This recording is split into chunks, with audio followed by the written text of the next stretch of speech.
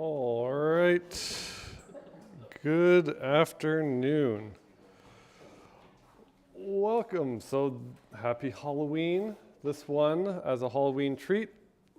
The lecture will not probably take the full time, and we'll be able to go ahead and either commiserate or work on lab 4, or you can study for your other midterms, because apparently that's the thing.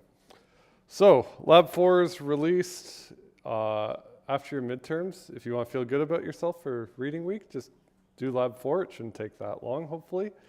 If you understood the lab 4 primer, you're like halfway there. So all the tests are there. It should be hopefully not too bad to implement. As long as you're careful about your file descriptors, you won't have any real hard to diagnose bugs. But today, this will be a quick one, and we will talk about page replacement. So, on your machine, you have this trade-off between capacity of memory and speed. At the very top, the fastest thing is your CPU, which has a set number of very fast registers where all the operations happen. But there's not that many of them, but they're very, very fast. And below that, you have your CPU caches, your L1, your L2, your L3, somewhere in the range of like, the newer processors have up to like 32 megabytes of cache. It's much faster than RAM, but it's still slower than actual registers. So below that, you have some more capacity, but it's a bit slower. And then below that is memory, which is pretty fast. We have 32 gigs is not too uncommon. It's relatively fast. Then below that, we have NVMe storage or non-volatile memory. So that's like your newer M.2 SSDs and all that stuff. So they're in the range of, terabytes are pretty affordable. And it is much, much faster than old spinning disks. But still, it's going to be more expensive than RAM, or less expensive than RAM, but have lower capacity. Then beyond that is like your flash memory SSDs, like your 2.5-inch drives. They're terabytes, not that uncommon either, and they're going to be much, much cheaper, but they're going to also be slower. Then below that, you have spinning magnetic disks, which 12 terabytes is not uncommon to buy, and it's fairly cheap. And that's going to be fairly slow. And then below that is tape drives, which I'm sure no one has ever seen before, but they are used for like archival storage at like Google data centers and things like that. They are exceedingly cheap and can hold like 50 terabytes, I think, is not uncommon, but likely you will never ever see that because you don't need to store that much data. They're really, really slow, but they're super cheap. So we have this whole hierarchy, and you want to kind of hide it away from the user and give them an illusion that everything has the speed of the layer above it while the capacity of the layer below it. So you have the best of both worlds. So I have large, fast capacity, and it is our job to kind of hide that to users and make it as easy as possible to actually use. So normally, the memory used by all your processes on your machine can't exceed the amount of physical memory, but they may not be all in use at one particular time. So you can take advantage of having fast disks and any access storage or any access memory. You can put some unused memory onto the disk and get it later, and then swap things into main memory and kind of create an illusion that you have lots of memory, so we can actually use like Visual Studio Code in all your browser tabs with only like 8 gigs of RAM, as long as you have your disk as the backup there. So that's what we'll be talking about today, is how to actually, which pages you would swap to disk and into memory. So ideally, you only keep the pages that are in use in memory, so they're already there and you can use them. And then anything that's not used, you put to disk, and then hopefully that's used very infrequently. So you would swap that back into memory whenever you need it, and hopefully that doesn't happen that often. So you just swap pages back into memory as they're needed. So these page algorithms, there are several of them, and again, it is just swapping things from disk to memory. And memory are the pages that are actually in use. So the first algorithm is the optimal algorithm. So this is to replace the page that won't be used in the longest time. So I swap out the page I know is not going to be used in the longest, and the intuition behind that is all of the remaining pages are going to be used more frequently, and so whenever those get accessed, they're already still in memory, so they would already be there. You don't have to do any swapping, and everything is good. Another strategy might be just random, which is just replace a random page. So whenever I need to swap, memory's full, I need to swap something out, I just pick a random page and throw it out. Yeah. When you're saying memory's full, you're saying the RAM can't hold any more pages, so you need to replace it with something. From memory, yeah. Yeah, so if you have, 8 gigs of RAM and all your processes are using like 10 gigs, 2 gigs of that could be pages that it throws onto the hard drive, and then it would swap them back in as they're needed. Okay, the third algorithm would be first in, first out. So we swap the oldest page first. Nice and simple. First in, first out is kind of your go-to for scheduling, and page replacement is the simplest thing to do. Then, so optimal also requires looking into the future. So I'm looking into the page that won't be used in the longest. Obviously, you can't actually do that on your machine because you won't know what page is going to be the longest because you cannot perfectly predict the future. So it's not really practical. So a more practical version of that is least recently used. So it's kind of an approximation. So I replace the page that hasn't been used in the longest. And the idea behind that is, well, whatever I most recently used, I'm likely to use it again. So I should just keep it in memory and swap out anything that hasn't been used in a long time, because likely I'm pretty much done with that, or I just access it very infrequently. So this is going to be the running example we use the whole lecture. And this is how we evaluate page replacement algorithms. So it's going to be a slightly convoluted and silly example where we only assume our physical memory can hold 4 pages because I don't want to write like 10,000 numbers. So memory can only hold 4 pages, and then there's going to be 5 pages we access. We just give them a number. So we access pages 1 to 5, and we access them in this order. And we're going to assume all of the pages are initially on disk, so we have to swap them into memory. So these are access 1, 2, 3, 4, 1, 2, 5, 1, 2, 3, 4, 5. So this is going to be a running example for all of our lectures, all of our examples in this lecture. And to evaluate page faults, it's a bit easier than scheduling because we only care about the number of page faults, because then it's slow to swap things in from disk. So we just want to minimize the number of page faults. So that makes sense to everyone? Okay, so let's go through those accesses and see what happens in the optimal case, where we replace a page that isn't going to be used in the longest time. So again, physical memory can only hold 4 pages. So inside of those boxes are going to be up to 4 numbers. That's the pages that are currently in memory. And then above the boxes is going to be the current page we're accessing. And then if the number's in red, that means we swapped in that page in that slot.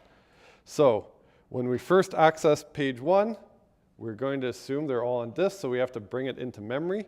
So we swap page 1 into memory. So now in memory, in our box, we have 1 and it's in red. So when we access page 2, it is also not in memory. So this is going to get fairly boring. So it's not in memory. We bring it into memory. There's still additional slots. So now we have page 1 and 2 into memory, and we swap page 2 in at that access. Then page 3, same thing. We have another slot. We bring in page 3. Page 4, same deal. We bring in page 4. Now our memory is full. So now, after page 4, we're accessing page 1. It's already in memory, so we don't have to swap anything. It's all good. We have essentially a cache hit. So it's in memory. We access it. We continue on with our lives. Now we have an access to page 2. Same thing. It's in memory, so it's all good. We access page 2, and then we don't have to do anything. So now the interesting thing happens when we access page 5. So it's not in memory, and now we have to pick a page to swap out. So remember, for optimal, we're going to swap out the page that is used the furthest in the future. So if I want, and that's the goal, is to reduce the number of page faults. So should I swap out page 1? No, because it's going to be accessed next, so page 1's safe. So I shouldn't touch page 1. Then after that, I access page 2, so I shouldn't touch that. Then after that, I access page 3, so I shouldn't touch that. So now I only have one option left. I have to get rid of page 4. So I swap out page 4 with page 5. So on my access to page 5, I swap out page 4, so I put page 5 in red, and it replaces page 4. So now in memory, we have pages 1, 2, 3, and 5. So after that, well, we're going to get a bunch of hits because we were smart about this. So now we access page 1. That's a hit. It's already in memory, so we're good. Access page 2, already in memory. That's a hit. That's good. Then we access page 3. It's a hit. It's already in memory, so we're all good. Now we have page 5. So we have to swap in page 5, so we have to swap out either page 1, 2, 3, or 5. So which one should I swap out?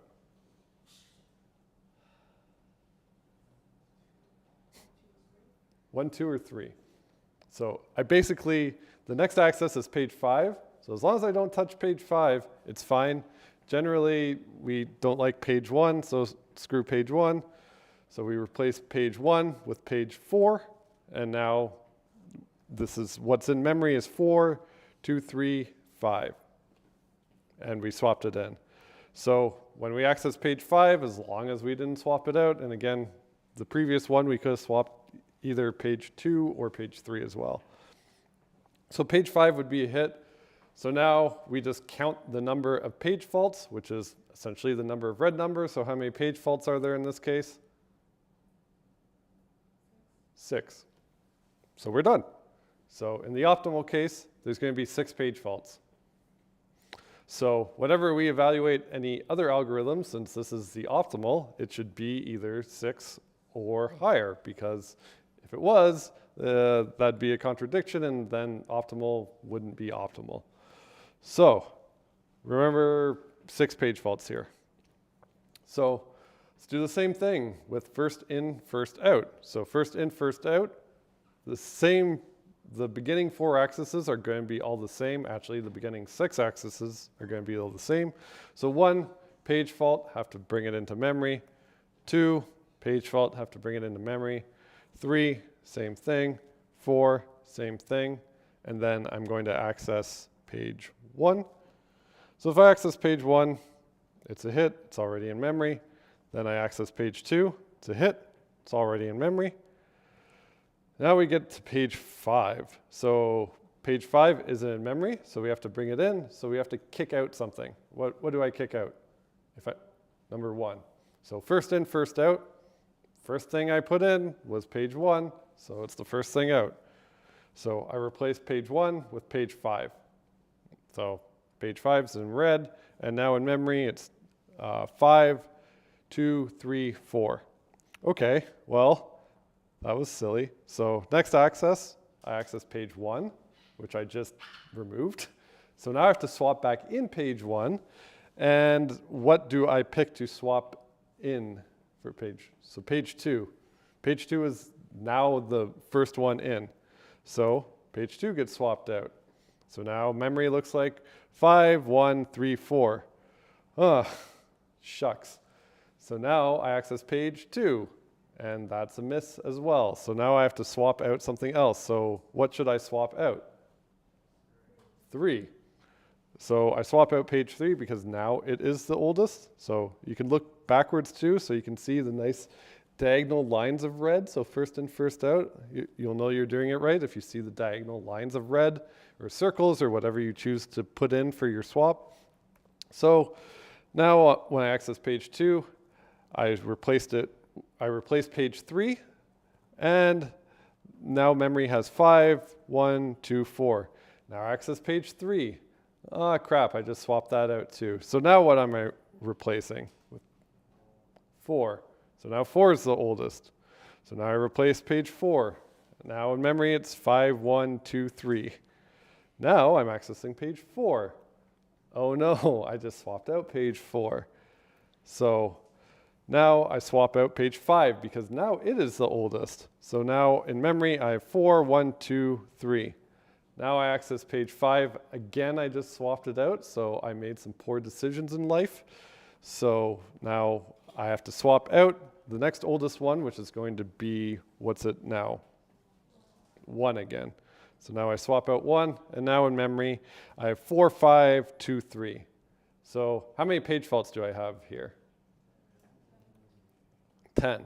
So a lot worse than optimal. Optimal was only 6. So that kind of sucked.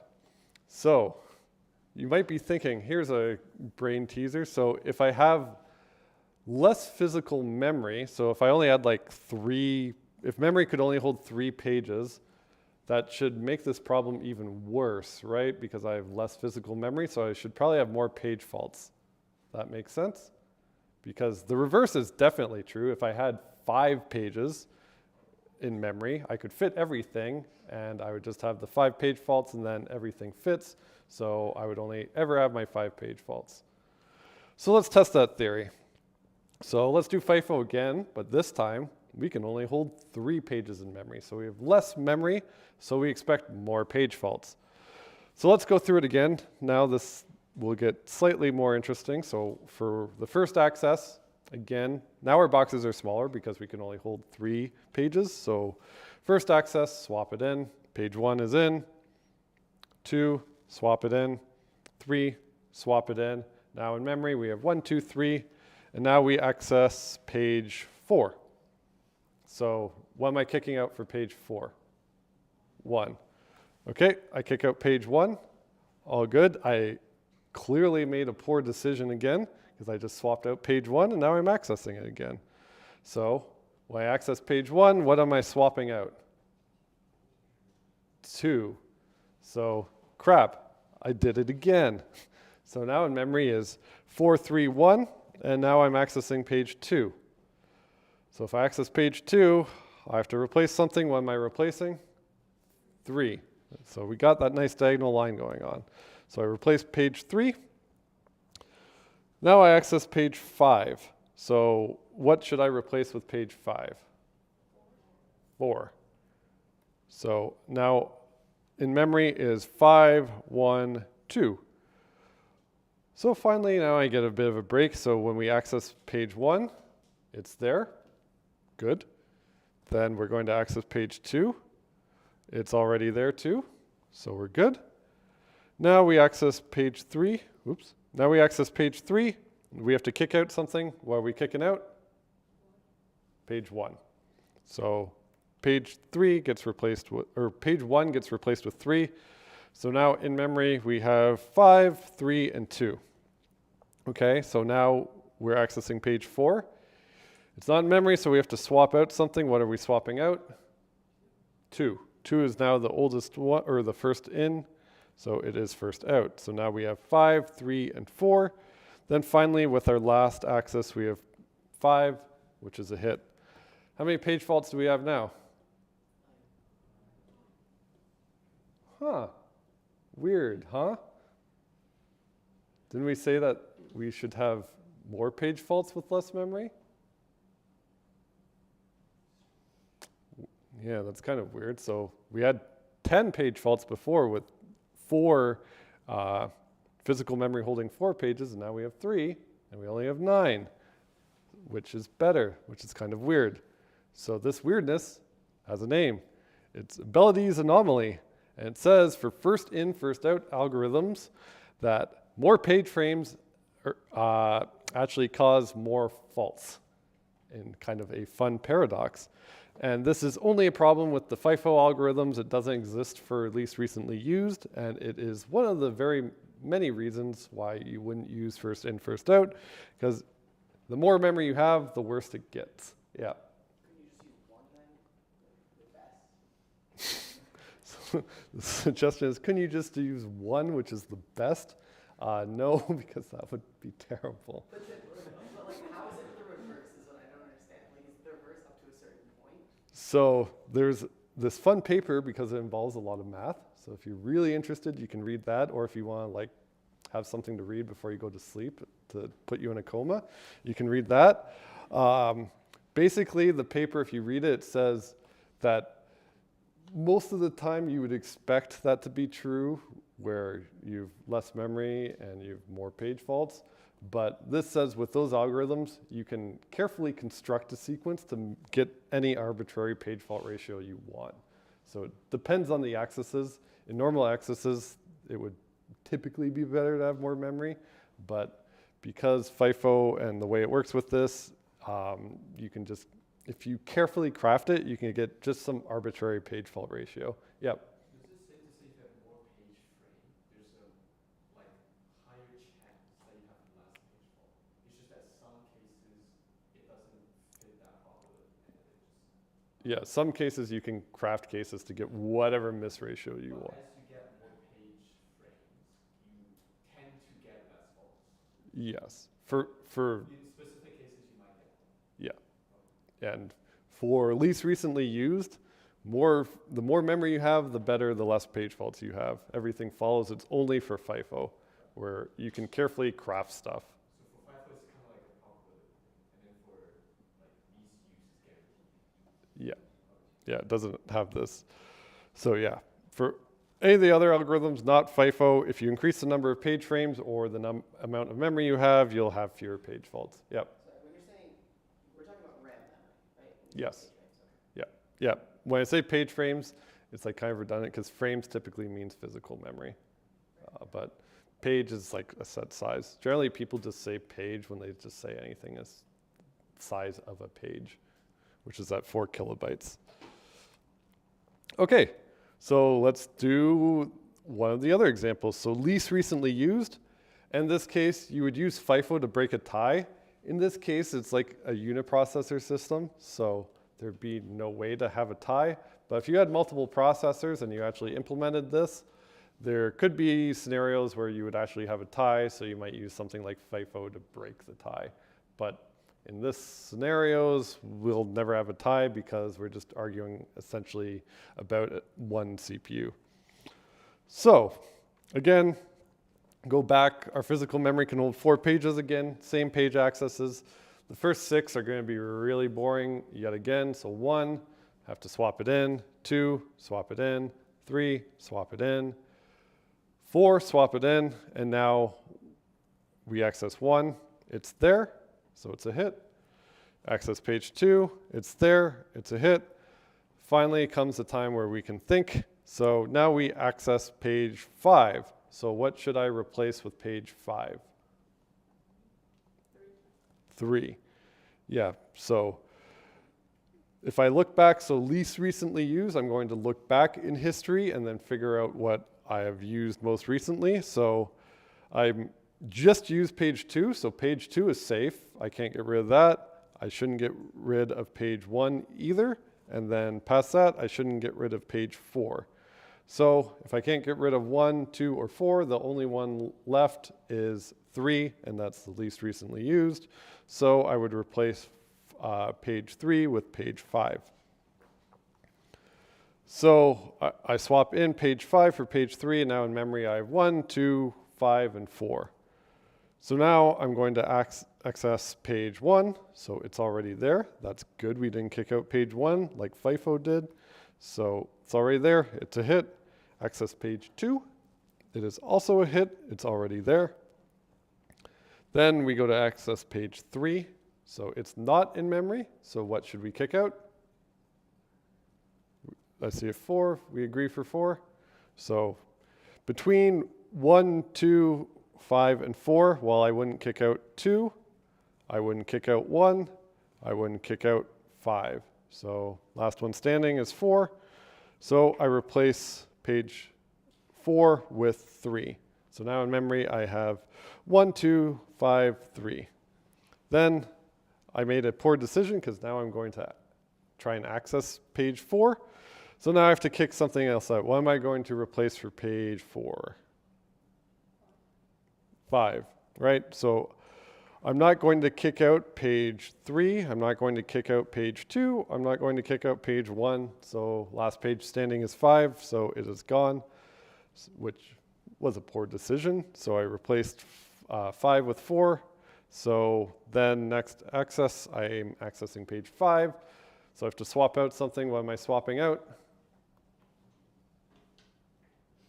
1. Yeah, so I wouldn't swap out 4. I wouldn't swap out 3. I wouldn't swap out 2. So last page standing is 1. So I'd swap out 1 with 5. Now I would count how many page faults I have. How many page faults do I have?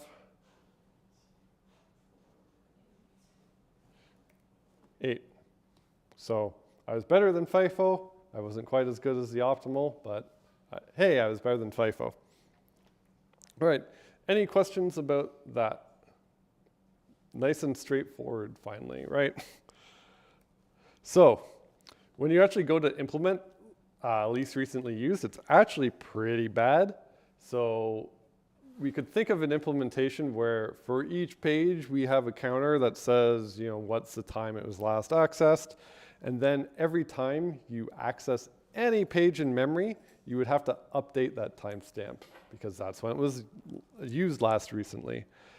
And then if you need to replace a page, well, you need to scan through all of memory and then find the page that has been used in the one with the oldest clock, which is going to be really, really slow. If every memory access you actually had to write a number and access your system clock, that would be really, really bad. So that would essentially at least double the amount of memory operations you have to do, which is terrible.